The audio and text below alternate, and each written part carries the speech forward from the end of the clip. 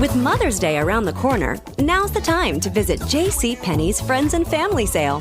Get up to 50% off amazing brands she'll love, like Liz Claiborne and Exertion Activewear. Shop gifts from apparel and swimwear to ultra-comfy robes. Plus, save even more with an extra 30% off coupon. Celebrate the woman who does it all. JCPenney.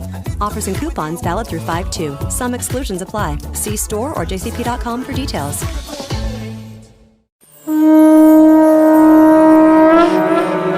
नीलाञ्जन समाभासं रविपुत्रं यमाग्रजं छायामार्तण्ड संभृतं तं नमामि शनेश्वरम्। नीलाञ्जन समाभासं रविपुत्रं यमाग्रजं छायामार्तण्ड संभृतं तं नमामि शनेश्वरम्। नीलाञ्जन समाभासं रविपुत्रं यमाग्रजं छायामार्तण्ड संभृतं तं नमामि शनेश्वरम्। शनिदेव और राजा हरिश्चंद्र। शनिदेव की दृष्टि की एक कथा राजा हरिश्चंद्र से जुड़ी हुई है। कहते हैं कि राजा हरिश्चंद्र महासत्यनिष्ठ और महादानी थे। उनके सत्य और दान की कथा इतनी फैली कि इंद्र का सिंहासन डोलने लगा।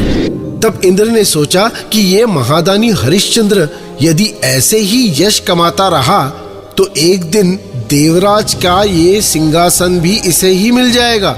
ये सोच सोच के उनकी रातों की नींद उड़ गई।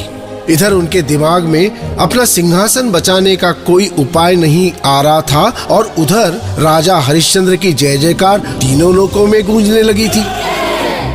आखिरकार एक दिन इंद्र राजा हरिश्चंद्र को अपने रास्ते से हटाने के लिए शनिदेव के पास पहुंचे और उनसे बोले, हे देव श्रेष्ठ, आप सबका अहंकार चूर करने के लिए जाने जाते हैं, पर राजा हरिश्चंद्र को अपनी सत्यनिष्ठा और दानशीलता का इतना अहंकार हो गया है कि वो स्वर्ग को भी चुनौती देने लगा है।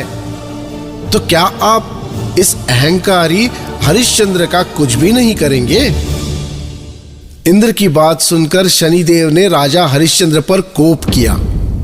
शनिदेव के कोप के प्रभाव से उसी रात हरिश्चंद्र ने स्वप्न देखा कि वो एक तेजस्वी ब्राह्मण को अपना सारा राज्य दान में दे देते हैं। इसके बाद सुबह जब राजा हरिश्चंद्र दरबार में बैठे हुए थे, तभी ऋषि विश्वामित्र उनके दरबार में पहुंचे और राजा हरिश्चंद्र से दक्षिणा मांगी।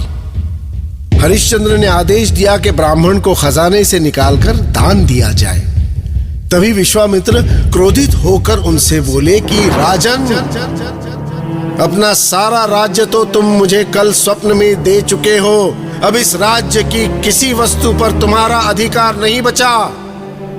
हरिश्चंद्र को स्वप्न याद आया और उन्होंने विश्वामित्र की दक्षिणा के लिए अपना सिंहासन छोड़ा और काशी जाकर स्वयं को एक चांडाल के हाथों बेच दिया। और उनकी पत्नी तारा एक व्यापारी के घर काम करने लगी।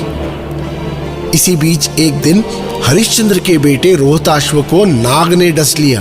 तारा जब अपने मृत बेटे के अंतिम संस्कार के लिए शमशान आई तो हरिश्चंद्र उससे बोले कि चांडाल के नियम के हिसाब से मुझे तुम्हारे पुत्र के अंतिम संस्कार के बदले तुमसे कुछ चाहिए। अपने पास एक कौड़ी भी न होने के कारण तब तारा ने अपनी साड़ी को बीच से फाड़नी शुरू की। ये देखकर शनिदेव हरिश्चंद्र की इस कर्तव्य निष्ठा से प्रसन्न हुए और उनकी प्रेरणा से विश्वामित्र ने आकर उनका राज्य और वैभव उन्हें वापस लौटा दिया।